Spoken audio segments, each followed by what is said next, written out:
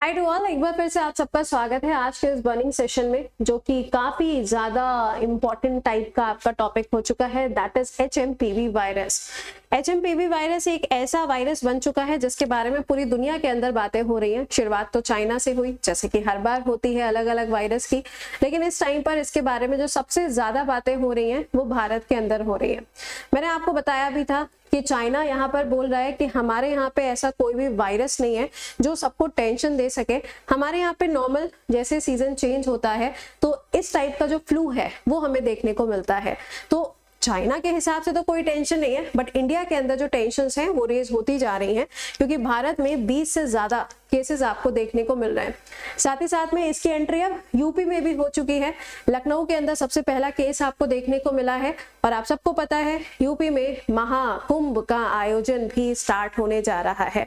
तो आइए जरा बात कर लेते हैं कि सरकार के द्वारा क्या गाइडलाइंस जारी की गई हैं HMPV को लेकर, और अलग अलग स्टेट्स ने भी अपने यहाँ पर अलग अलग गाइडलाइंस को जारी किया है। चाहे आप यहाँ गुजरात देखिए, MP देखिए, हर स्टेट ने अपने यहाँ पे कुछ ना कुछ गाइडलाइंस जारी किए हैं। सबसे पहले HMPV, जिसको हम ह्यूमन मेटानिमिनो वायरस के नाम से जानते हैं, ये एक तरीके से ब्रीदिंग प्रॉब्लम को क्रिएट करता है।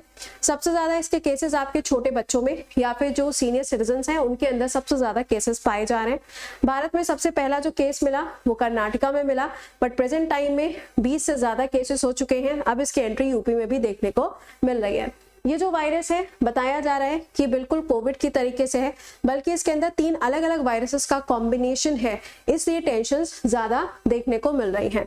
ऑल्दो WHO ने यह भी बोला चाइना से कि आप एक बार से पूरी रिपोर्ट हमें प्रेजेंट करिए, सो दैट हम देख सके कि आने वाले टाइम में पेंडेमिक हो सकता है कि नहीं हो सकता है।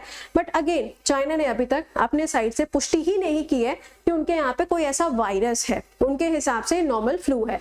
अब सरकार ने जो गाइडलाइंस जारी की हैं उसके हिसाब से अगर आप देखें तो अपने यहाँ पे जो हेल्थ मिनिस्ट्री है उन्होंने ऑनलाइन मोड पे सभी स्टेट के हेल्थ मिनिस्टर्स के साथ में एक बैठक का आयोजन कराया, जिसके अंदर काफी सारी गाइडलाइंस जो है वो जारी की गई हैं। चाहे आप झारखंड देखो, महाराष्ट्र, छत्तीसगढ़, हर स्टेट के जो हेल्थ मिनिस्टर्स हैं उन्होंने कुछ ना कुछ जो पॉइंट्स हैं वो बताए हैं।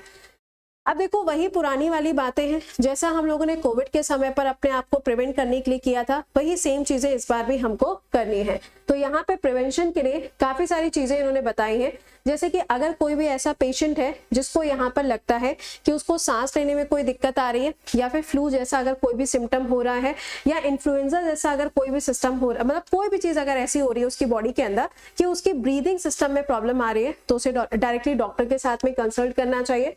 दूसरा पॉइंट इन्होंने बताया हुआ है कि जो पेशेंट है शुड बी केप्ट हाइड्रेटेड, यानी कि जो पेशेंट है उसकी बॉडी के अंदर प्रॉपर जो पानी है ना वो उसकी बॉडी में होना चाहिए। अगर किसी भी व्यक्ति के अंदर ऐसा कोई भी सिम्टम आता है, फीवर होना, ब्रीदिंग प्रॉब्लम या फिर रनिंग नोज, ऐसा कुछ भी होता है, तो उसे अपने आप को आइसोलेट करना चाहिए। बिल्कुल भी मेरी तरफ मत देखिए, मुझे नॉर्मल जुकाम था जो कि काफी बेहतर हो चुका है। ओके, अगली चीज, कई बार ऐसा होता है कि विटामिन डी की डिफिशियंसी से भी जो पेशेंट है उनके अंदर ये चीजें बहुत ज्यादा डेवलप होने लगती हैं, प्रॉब्लम बढ़ जाती है। तो यहाँ पे विटामिन का भी प्रॉपर जो एक रेशियो है वो बॉडी के अंदर होना चाहिए। मास्क लगाना पड़ेगा अपने आप के, जितने भी प्रिवेंशंस हैं प्रॉपरली हैंड को सैनिटाइज करना पड़ेगा। बाहर से आप घर में आ रहे हो, हाथों को सैनिटाइज करें। ये सब वही नॉर्मल चीजें इन्होंने बताई हैं जो पिछली बार यहाँ पे बताई गई थी कोविड के समय पर।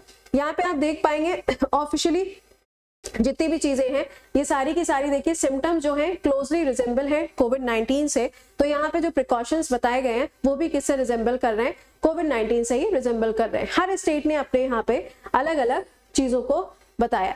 बट पॉइंट यहाँ आया, व्हाट अबाउट यूपी, क्योंकि यूपी के अंदर तो कुंभ शुरू हो रहा है और आपको पता ही है 40 करोड़ से ज्यादा लोग वहां पे आने वाले हैं। बहुत सारे साधु संत होंगे, बहुत सारी आम जनता भी वहां पर आएगी। तो यूपी का क्या, तो यूपी की तरफ से अभी ऐसा कोई स्टेटमेंट नहीं आया है कि उन्होंने अलग से कोई गाइडलाइंस वगैरह जारी किए हैं, बट उत्तराखंड, उसके बाद में गुजरात, झारखंड, महाराष्ट्र, ये सभी वो स्टेट्स हैं जिन्होंने अपने यहाँ पे गाइडलाइंस जारी किए। अब देखना ये है कि यूपी के अंदर जब कुंभ का आयोजन होगा तो यहाँ पे रिस्ट्रिक्शंस को किस तरीके से फॉलो किया जाता है, या फिर यहाँ से कुछ और चीजों को प्रिवेंशन के रूप में लाया जाता है।